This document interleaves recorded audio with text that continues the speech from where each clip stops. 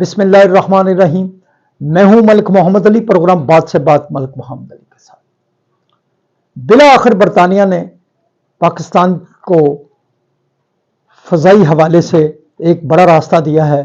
5 سال قبل جو پاکستان پر پابندی لگا دی گئی تھی جہازوں کے حوالے سے کہ وہ ڈائریکٹ برطانیہ نہیں جا سکیں، اب وہ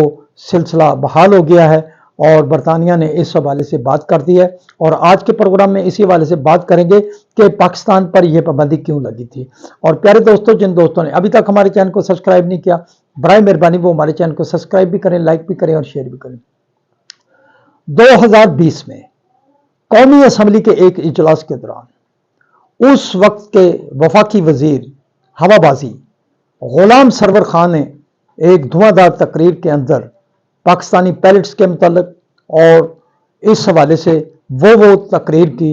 اتنی بڑی باتیں کر دیں۔ اس حوالے کے بعد تو پھر یورپ اور برطانیہ نے پاکستان پر فضائی پابندیاں لگا دیں۔ پاکستان کے طیارے یا پاکستان سے اڑنے والے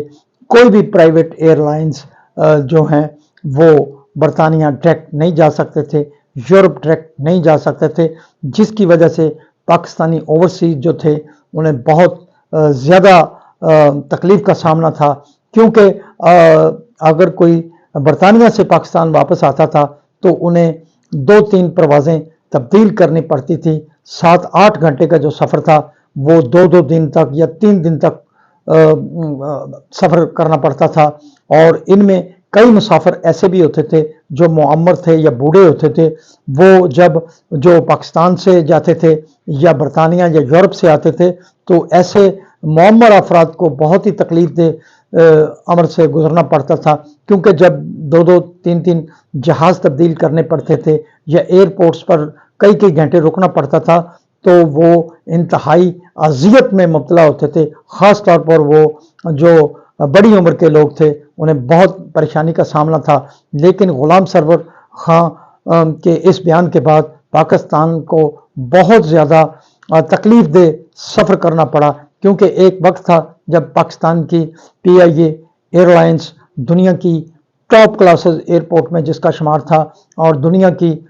بڑی جو ایئر لائنز کمپنیاں تھیں وہ پاکستان کے ایئر لائنز کی نقالی کرتی تھی، اور خاص طور پر یورپ کے اندر، برطانیہ کے اندر، امریکہ کے اندر ڈائریکٹ پاکستانی پروازیں تواتر کے ساتھ چلتی تھی۔ لیکن غلام سرور کے اس بیان کے بعد برطانیہ اور یورپ نے پاکستان پر سفری پابندیاں عائد کر دیں۔ اب جو حالات بدلے ہیں، بڑی مشکل سے پاکستان نے سفارتخاری کے ذریعے پہلے تو یورپ